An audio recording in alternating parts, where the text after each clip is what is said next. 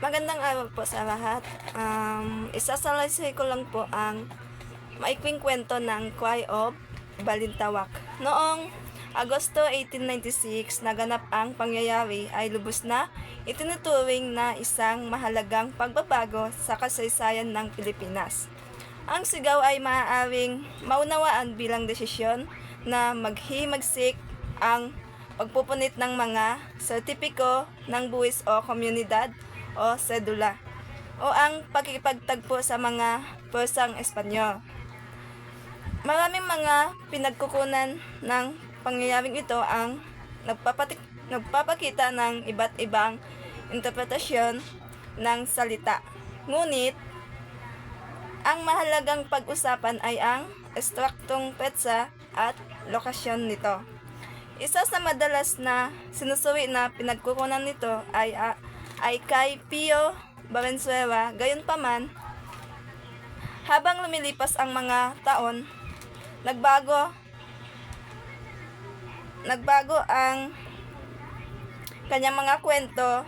Sa huli, noong 1935, kasama sina Pacheco at Pantas, ipinahayag ni Valenzuela na hindi sa Balintawak mangyayari ang unang sigaw ng paghihimagsik na kinararagian ngayon ng bantayog, kung di sa pook na kirara sa Pugad Lawin.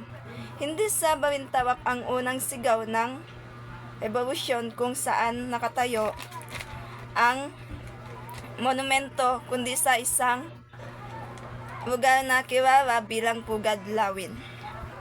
Malaki ang impluwensya nito sa mga natukwasan sa mga pananaliksik ng National Historical Institute, dating Philippine Historical Committee.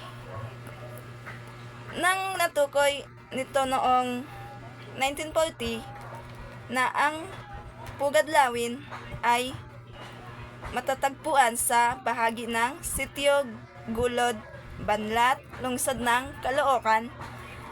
Kasunod nito, natukoy na ito ay lugar na ni Tandang Sora at mga naganap ang sigaw noong Agosto 23. Sa pangunahing pinagkukunan ng mga gunita ng himagsikan noong 1964 ni Emilio Aguinaldo, ipinakita ang sumusunod na sulat kay Andres Bonifacio. Malinaw na pinagkukunan ng pangunahing pinagkukunan na ito ang sigaw ng Pugad Lawin noong Agosto 23, 1896 sa Bahay Toro, Caloocan. Ang na nabanggit sa mga alaala ay may nagpapahiwatig na ang pangyayari ay mas malapit sa Balintawak.